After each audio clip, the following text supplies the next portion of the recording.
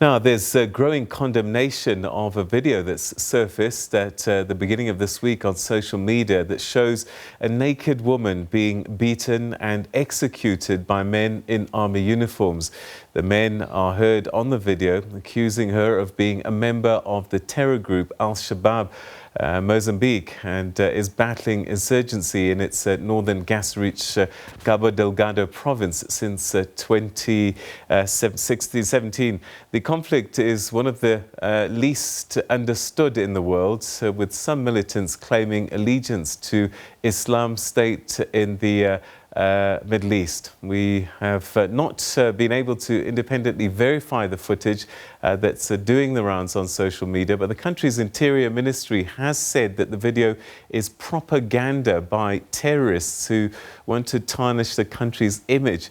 Zenaida Machado is a researcher for the Human Rights Watch, and she joins me now via Zoom from Maputo for more on this story. Zenaida, thanks very much indeed for joining us. Welcome to the program. Let's begin with the footage that people are seeing. Very, very disturbing.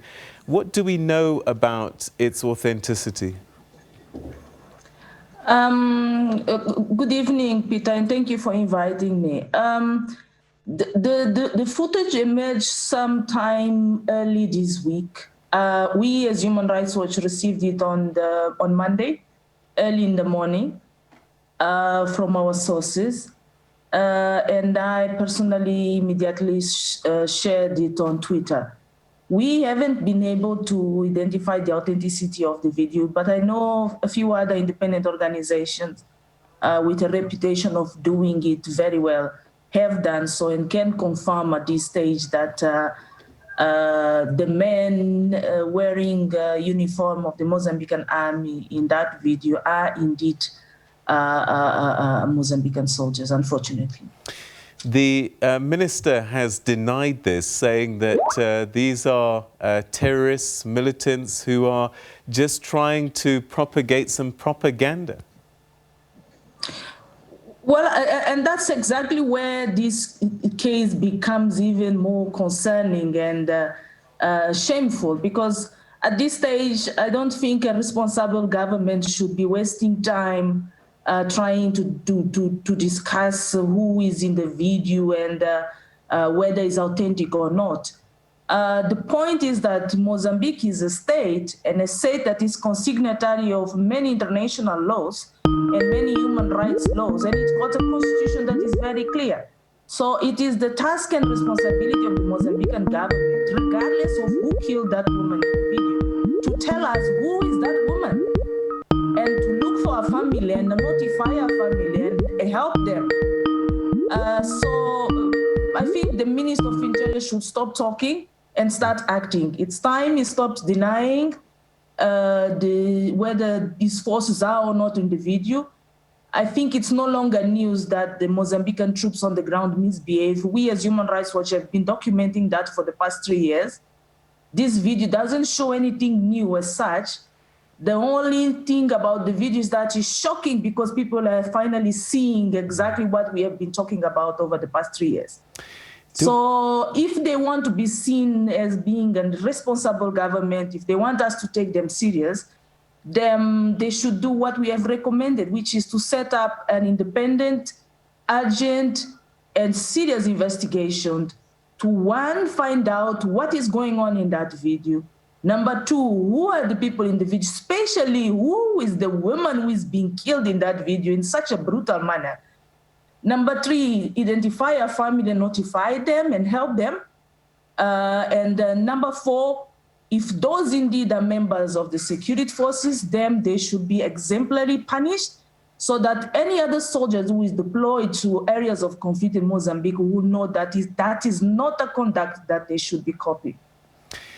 You said that this behavior, sadly, is not uncommon, that you've been documenting over time. Is it soldiers just getting, beyond themselves, or is this a culture within the Mozambican army where excesses are just the order of the day? I would be tempted to go for the last option, Peter, because over the years that as another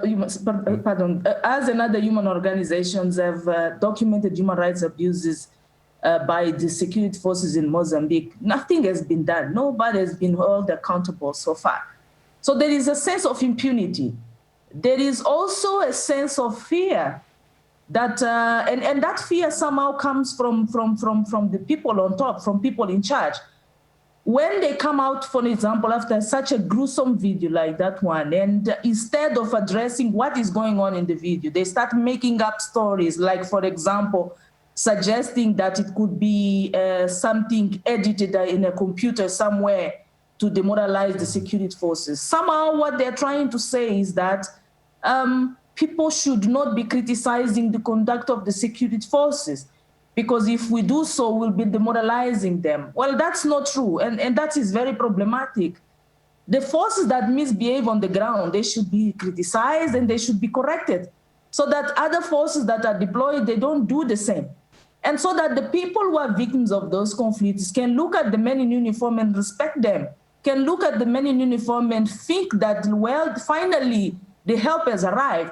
What is not fair, and what we have seen over the years, over and over and over again, is people running away from insurgents or from other groups, other armed groups, and finding themselves meeting men in uniform who will commit the same type of abuses or worse. So this is a pattern of the security forces in Mozambique, and it must be corrected. It's time it is corrected for the good of the Mozambican people, and for the Mozambican government also to clean its own reputation. You cannot claim to be a serious government when you have such soldiers conducting themselves in a way that we have seen in that video. For those who have seen the video, for those who have not seen the video, let me briefly tell you them what is in the video. What we see in the video is a group of men in uniform chasing a woman that is naked, and the woman tries to run away from them. They continue to chase her. They beat her with a stick, and then eventually they send a round of bullets from AK-47, and the woman is left there to die. And then they abandon the area, and one of the men still has time to take a selfie of himself, and he says in Portuguese, "We have just killed Al-Shabaab." That is unacceptable. The hand of the authorities has been seen in other areas as well. I spoke to the editor of Canal de Mozambique recently, and he complains of harassment of journalists, particularly those that are speaking out against government and pointing out problems in government, and that their paper was petrol bombed recently. What are your thoughts about this heavy hand that the authorities seem to have on dissenting voices? It's the culmination of a series of other things that, at the end of a series of other actions that, at the end of the day, in my opinion, it aims to hide something. Especially over the past 5 years or so, we have seen many activists, many journalists, many academics being targeted, either by censorship or harassment, and in the worst cases, by physical attacks. Some people have been killed in broad daylight on the streets of Maputo, the capital. Others, for example, have been physically attacked and left there to die, but fortunately they were rescued on time.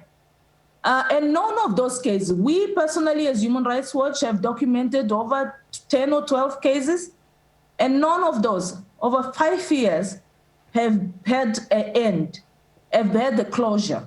The government will say they're investigating those cases, but at the end of the day, no case is investigated.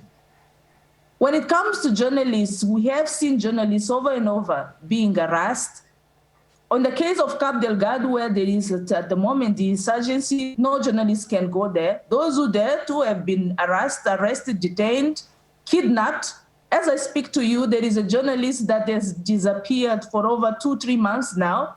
He was leaving the newsroom, was kidnapped by security forces, and today we don't know what is going on with him. We had another one who was detained for several months for simply having a notebook where he had written names of suspected insurgents. The government accused him of being in connivence with insurgents.